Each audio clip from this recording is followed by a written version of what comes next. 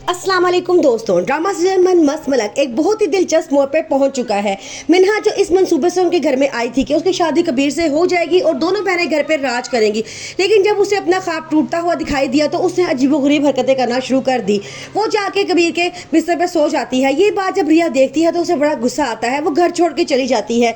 कबीर से इस बात से रहा नहीं जाता क्योंकि उसने बड़ी मुश्किल से रिया को मनाया होता है कि वो उसके साथ जिंदगी गुजारे और उसे खुश रखे। कबीर फौरन ही गुस्से में मिन्हा के पास पहुंच जाता है और कहता है कि तुम मेरे बिस्तर पे क्यों सोई थी।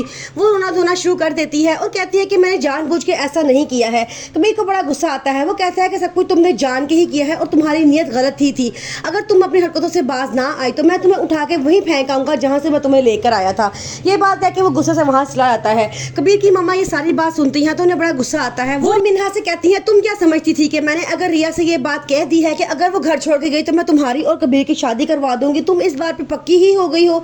अगर मैं तुम्हारी हरकतें ठीक ना हुई तो मैं तुम्हें इस घर में कभी टिकने नहीं दूंगी। ये कह के वो गुस्से से वहाँ चली जाती है। मिन्हा और वफा दोनों वहाँ पे शक्ल देखती रह जाती हैं कि ये सब कुछ हो क्या गया है। कबीर रिया को लेने के लिए जब उसे घर जाता है तो सिकंदर और अस्मा उसकी बड़ी बेइज्जती करती हैं और कहते हैं कि तुमने तो बड़े मोहब्बत के दावे करते थे और बड़े मान से हमारी बहन को लेके गए थे और अपने ही घर में तुम्हें चक्कर चलाया हुआ है। वो उससे बड़ी बातें बनाती हैं, लेकिन कबीर रिया से कहता है कि तुम मुझे बताओ तुम्हारा फैसला क्या है। रिया कहती है कि मैं तुम्हारे साथ नहीं जाना चाहती।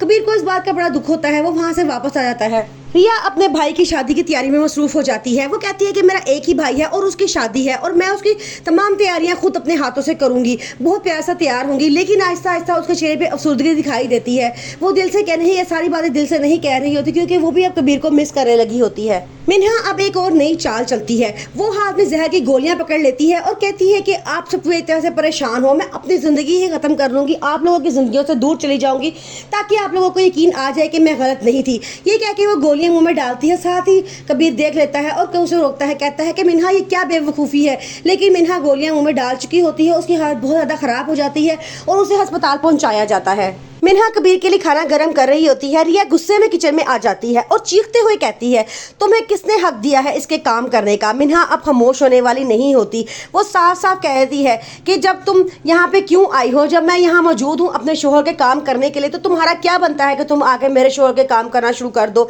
आगे से मिन्हा उसे साफ कहती है जब तुम यहाँ नहीं थी तो इसके सारे काम मैं ही करती थी, वही काम जो बीवी का फर्ज होता है, और ऐसे लगता था जैसे मैं ही कबीर की बीवी हूँ। रिया का ये बात सुन के खून खोल उठता है। वो आगे से कहती है लगने में और होने में बहुत फ़र्क होता है मिन्हा, तुम इसका ख्वाब हो और मैं उसकी हकीकत। वो ये धमकी दे कहती है कि कबीर से दूर रहो वरना अंजाम बहुत बुरा होगा।